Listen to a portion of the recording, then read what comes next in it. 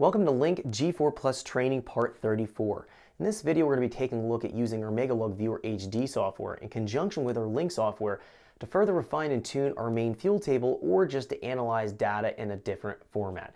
So we're going to find the Megalog Viewer software is a independent third-party software that allows us to open up exported data logs from our Link software. We can use what's known as a histogram feature and overlay our fuel data or fuel pressure data or any other kind of data onto a histogram table. That's going to allow us to very quickly take a large data log file and figure out what's going on and going back in and fixing our main fuel table if it's off. Let's say it's off by 10% or 5%, or we have different areas of the table that are going to be off. It's much easier to look at a histogram overlay of the averaging of our data from a large data log rather than going through and comb through all the different timestamps in the data log trying to figure out what the amount of our fuel table's off by and going back in and trying to correct that. So I'm going to show you how to do that, how to write custom math formulas in Megalog Viewer software, how to export our data logs. We're going to have a lot to cover, so let's jump into this video so we can check this out. Okay, so let's get started. We're going to be taking a look at working with our Megalog Viewer HD software in conjunction with our Link software to further refine and tune our main fuel table. It's going to give us an alternate way to view our data. So if we're working with a large data log, that's where the Megalog Viewer is going to be coming into a real handy tuning tool in addition to, again, reviewing our data. So what I have open right now is a 5 or 6 minute data log. We can see down here the timestamps going past 6 minutes. We have a lot of data in this data log. Now we can review it in our Link software here. We can go and populate through the different points in the data log. We can see the position in the table, in the fuel table here. We can review what kind of fuel correction was taking place, what the lambda was doing, what the target was doing, what the difference was going to be. We don't know exactly what that's going to be. We'd have to do some math quick, but we could figure out what kind of changes to make within the table. We could focus into the actual data log here at the bottom and go and review our data here and be a little bit more fine or granular in our reviewing of this. As we click through, we can see things a little bit more clear.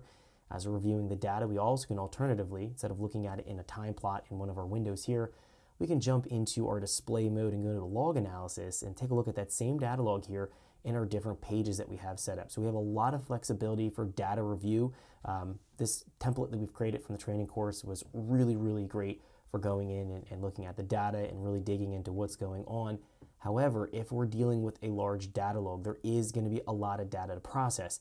And to be able to process that data quick, we need to go and work with what's called a histogram that allows us to lay out the data from specific channels onto something like our fuel table and figure out what kind of deviations or differences we have based on what we're seeing in the data log. Now, we have something like that already in the software that's called the mixture map. If we're taking a look at this, this is going to be giving us what the error or the deviation is between the actual air fuel and the commanded air fuel, the actual lambda and the target lambda. So if we go right click here on the table, update mixture map, we're going to find it's going to be creating a histogram that's going to be overlaying what kind of error differences we're going to find here. So for example, if we're looking in our point right here, it's going to show us that it had 27 samples.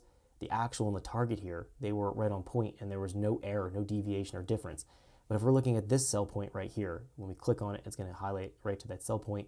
We're going to find that the actual versus the target here, there was a 2% difference right now with 38 samples. So it's going to show us the deviations or differences from the data that we're collecting. So we could go in and use that mixture map to update our fuel table and further refine the fuel table. However, I find that we can go and use the Megalog Viewer, which is my preferred choice, to look at large data again and to analyze the data and being able to tune our main VE fuel table. Or the fuel table in general, not necessarily going to be in the VE mode, but just if you're going to be working with the injection time-based or the VE, it's still going to have that same kind of purpose or functionality.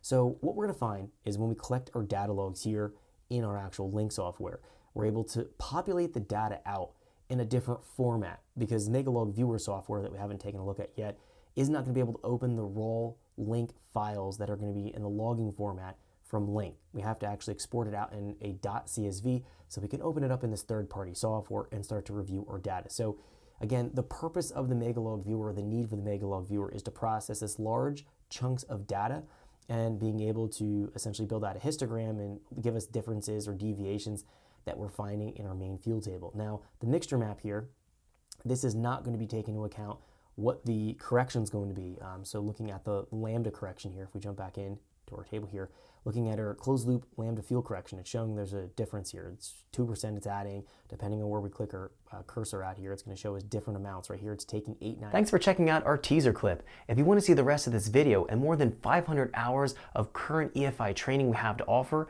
make sure you click right here. If you want to go and check out more teaser clips from this training course, click here. And you don't want to miss any of the videos we're going to be releasing on this channel, so make sure you subscribe and click here. Thanks for watching, and I'll see you guys later.